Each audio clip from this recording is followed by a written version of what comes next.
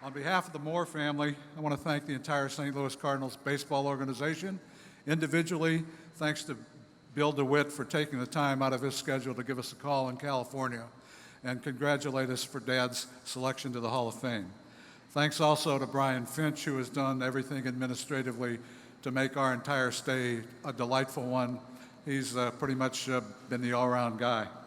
Thanks also to Paula Honan. Paula is the curator of the Baseball Hall of Fame, and she allowed me to have input into the display she created for Dad in the Hall of Fame. Lastly, I want to give a shout out to Katie Holt, who's been our host all day today, and she's been the hostess with the mostest. I want to acknowledge two people we've lost in the last couple of years that can't be with us today. My sister, Terry Lee Moore, was a diehard Cardinal fan, and she worked as an advocate for Dad and his record. She had a partner in that effort, a name that some members of the Cardinals organization will recognize. Her name was Wilma Chase. Wilma was the past president of the Terry Moore Fan Club, and she and my sister believed that Dad should be in the Hall of Fame, and they worked hard to make that happen. I know the two of them are whooping and hollering up in heaven for today's ceremony.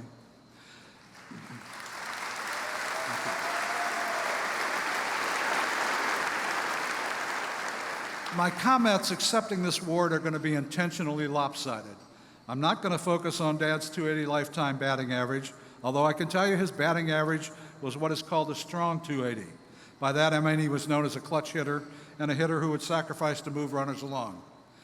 The Red Ribbon Committee also considers not only the record of a player, but his character. I'm not going to talk about how proud I am of my dad as a man. If you get a chance to see Dad's Hall of Fame display, you'll see an unsophisticated plaque that he loved. It was made in the machine shop of the 6th Air Force in the Panama Canal Zone on the Galapagos Islands in World War II. Dad was 30 when he went into when the Cardinals won the World Series in 1942. He was 34 when he returned from the service, and the Cardinals won the series in 1946. Also in that display is a Dr. Robert F. Hyland Meritorious Service to Sports Award and a plaque given to him by his teammates and the fans of St. Louis. Those items attest to his character much more than my words would. What I do want to talk about for just a few minutes is Dad's performance on defense. Dad ended his playing career in 1948. Later, he was a coach, scout, manager. At 1948, I was 3. When he finished playing his career about 10 years later, the two of us would occasionally get a chance to watch a ball game on the weekend or in the evening. I learned from Dad the attributes that you need to be a great defensive outfielder. He said you need good foot speed. He said you need to be able to get a great jump on the ball. He said you need a good throwing arm. One day we're sitting watching the game. He told me, he said, you know, but there's one thing more important than all of those. In fact, if you get that right, you don't need to be fast, you don't need to have a great arm, and you don't need to get a jump on the ball. Well, I was curious. I said, well, what's that, Dad? He said, well, what if you could start before the ball is hit in the place where it's going to be hit? What if you were positioned defensively before the pitch was thrown to know where the ball was going? I'm a young teenager. I think I know everything about everything. I said, you can't do that. And he just smiled, didn't say a word. He knew my curiosity would get the best of me, and then I said, okay, Dad, well, how could you do that? Turns out, and I didn't know at the time, it was a focus area for him in his career, both as a player and a coach and an instructor. Almost 70 years ago, he wrote the book on defensive positioning in baseball. And I mean that literally, not figuratively, covering the outfield. In it, he started with the things that he thought were most important to play outfield defense. And Chapter 1,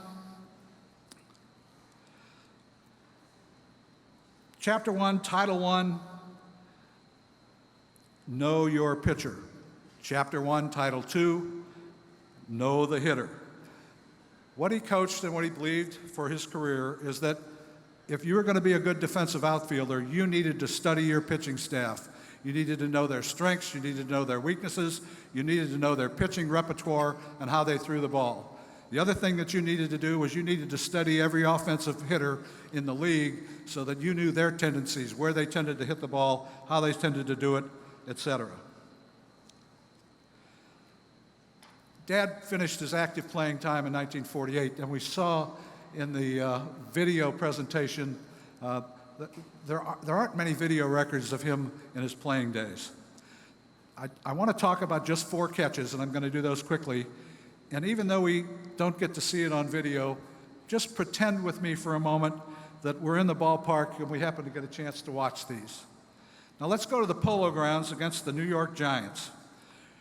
Rick Van Blair, in his book Dugout to Foxhole, interviewed Harry the Horse Danning, a great catcher for New York. Harry said, "Terry Moore was a great defensive player. No one ever lived who could play center field better than Terry Moore. I was on first base the day Terry caught a drive by Mel Ott barehanded. He slid on his stomach and caught it barehanded. Terry had big hands and good speed. I can still see it. I saw Terry going after it, so I didn't go on to third base.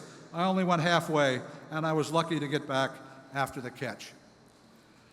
My favorite is from a day if we head to Cincinnati in the summertime and listen to an interview with Billy Southworth, the Cardinal manager.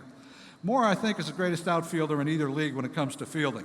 He's got lightning speed, he's surefire on fly balls, and he comes in like an infielder for ground balls. On top of this, he has a deadly throwing arm enemy base runners have learned to respect. Terry's arm, they've learned to respect Terry's arm, and they don't run against him. Now and then, however, they get fresh, and he has to show them, such as, for instance, that afternoon in Cincinnati. We were 1 run ahead in the last of the 9th, and Terry had just thrown a man out at third. The hitter, Ivan Goodman, took second on the play. The next man up was McCormick, and he slashed a grounder through shortstop, and Goodman streaked from second to third and flung himself into the bag. But the ball was there waiting for him, and he was out. As he rose to his feet, disgustedly brushing the dust from his pants, Iva looked out to left. "What's the matter?" taunted third baseman Pepper Martin. "Trying to figure out where that ball came from?" Goodman scowled. "No," he said. "I was trying to figure out where that Moore came from. He just ain't human, that's all." Spring training, 1942, a pretty good sports writer by the name of Grantland Rice interviews Sam Braden. And Mr. Braden says, "In my opinion, Terry Moore defensively is the finest outfielder I ever saw. He can cover all the ground that Speaker or DiMaggio or anyone else who ever played could cover, and maybe a few yards more." I want to break for just a second and then talk about the last catch. Bob Burns, writing in the Globe Democrat, 1947, interviewing Leo the Lip, Leo DeRocher, the manager of, at that time, the Brooklyn Dodgers. "I don't see how they can rank anybody better than Moore. What the heck? I've got no axe to grind for the guy. He's a swell fellow, but he's on the other team and he's beaten us out of 24 ball games. But you can't rank anybody better. If it's hit in the air, he'll get it. Nobody can do any better than that. Maybe some others will tie him, but I don't see how anyone can beat him." Last catch, we're going to the 1942 World Series. In that series, the series started in St. Louis with 2 games in Sportsman's Park. The teams split. The Yanks won the first one, Cardinals won the second, and then they took the outfield of Musial, Moore, and Slaughter with that kind of foot speed to the confines of Yankee Stadium. Stan Musial, in his book. In the Yankees' 6th, with Columbine on first, DiMaggio lined a drive into the spacious left center field for an apparent triple. I broke to my left, slipped and went down just as Moore, charging to his right, flung himself over me and made a backhanded diving catch. We must have looked like the Flying Melindas. Much has been written about that catch. Bob Burns said, "But when Moore made that catch, Joltin' Joe stopped short as he rounded first and didn't move fully a minute. He just stared at Moore as Terry came trotting in, and slowly he moved out to his position. He apparently couldn't believe the ball had been caught." 18 years later, Bob Bragg, writing in the St. Louis Post-Dispatch, said, "But essentially he was a star defensively, one of the greatest outfields ever. He was pleased that Joe DiMaggio listed Moore as the best outfielder he'd ever played against." And we're going to end with a quote from a guy who knew a little bit about baseball. October 5th, Jerry Mitchell, writing in the New York Post, interviews a gentleman by the name of George Herman Ruth, Babe Ruth. Babe said this: "The so-and-sos don't run, they fly. Every one of them can run like blazes except what's his name? The catcher. Yeah, Cooper, and he's not slow. They beat out those infield hits, and they take those extra bases, and they take hits away from you in the field with their speed. What about that what's his name in center field? Terry Moore, and the catches he's made. He actually outruns the ball. The Red Ribbon Committee has honored my dad, and they had a secret weapon. They actually had an eyewitness. Red Shandeist is a member of the Red Ribbon Committee, and Red and Dad were teammates. And I'm sure that Red was able to relay firsthand knowledge of Dad's skills as a Cardinal ball player, and I'm sure that Red was an advocate. And for that, Red, thank you very, very much.